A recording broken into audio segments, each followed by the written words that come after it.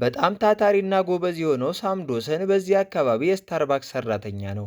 በኦቲዝም በመጠቃቱ አያፍርበትም እና የእሱን አቅም እንዲያደናቅፍ በጭራሽ አይፈቅድለትም።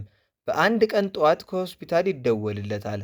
አባት ሊሆን እንደሆነ ይነገረዋል። ሳም ወደ ሆስፒታል ለመድረስ በኒውዮርክ ጎዳናዎች ላይ ይሮጣል። እዚያም በቅርቡ የሴት ልጅ እናት የምትሆነውን ርብቃን ያያታል። በህመም ላይ ነበረች። ሊረዳት ቢሞክርም ብዙም ሳይቆይ ነርሶቹ ተጋፍተው ያስወጡታል። እዚያም ፍጹም የሆነችውን ጨቅላ ሴት ልጁ ጋር አስተዋወቀው እና እዚያ እሱ ወዲያውኑ ምን እንደሚያደርግላት ያስባል። ዳይመንድ ዳውሰን ከታዋቂው ዘፈን በኋላ የቢትልስ ሳም አድናቂዋ ሉሲ ብሎ ሰየማት። ርብቃ በተቃራኒው ከልጃቸው መወለድ ጋር በጣም ደስተኛ አይደለችም።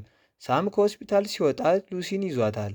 ወደ ቤት የሚወስዳቸውን አውቶቡስ ለመያዝ በጣም ይሮጣል። ይህን ርብቃ አይታ መንገዷን ትለውጣለች እና ወደ ውስጥ ብዙ ሕዝብ ወዳለበት ትጠፋለች። እሷና ሳም በጭራሽ እውነተኛ ግንኙነት ውስጥ አልነበሩም። ለእናትነት እንዳልተፈጠረች ወዲያውኑ በደስታ ትወስናለች። ሳም ቢደውልላትም ስልኳ ግን ሊሰራ አልቻለም። ከልጁ ጋር ብቻውን ቀረ። የሚረዳው ስለሌለ ብቻውን ሆኖ የአውቶቡሱ በሮች ተዘግተዋል። ምንም እንኳን እሱ እንደዚህ አይነት ሁኔታ ውስጥ ቢሆንም ሳም ለልጁ ምርጥና የሚገባት አባት ለመሆን የሚችለውን እየሞከረ ነው። በእኩለ ሌሊት ተነስቶ የሚቀይርላትን ዳይፐር ከትልቅ ጨርቅ ይሰራል። ምንም እንኳ የሚገዛበት ቦታ ትንሽ ቢሆንም እና ቢሰማውም ወደ ሱቅ ሂዶ ወተትና ዳይፐር፣ ሌሎች የሚያስፈልጋትን ነገሮች ይገዛላታል። ሳም በጣም እየሞከረ ቢሆንም ሉሲ ሙሉ ቀን ታለቅሳለች፣ አትተኛም። ስታለቅስ የሰማቻት የሳም ጎረቤት አኔ ልትረዳው ፈለገች። ህፃናት በየ2 ሰዓቱ መመገብ እንዳለባቸው ነገረችው። በጣም ታዋቂ የሆነውን የቲቪ ሾው ቲቪ ላይ እንዲጭን ነገረችው።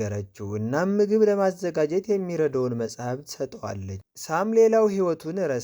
ጓደኞቹ ጆ እና ኢፍቲ ያግዙት ነበር። ቤት መጥተው ያድራሉ፣ አብሮ ጊዜ ያሳልፋሉ፣ ከሉሲ ጋር ይጫወታሉ እና ሳም ከሚደክሙት ኃላፊነቶች ትንሽ እንዲያርፍ ያደርጉታል። ጊዜው ሲሄድ ሉሲ እያደገች መጣች። እናም ስራ ይዟት መሄድ አልቻለም።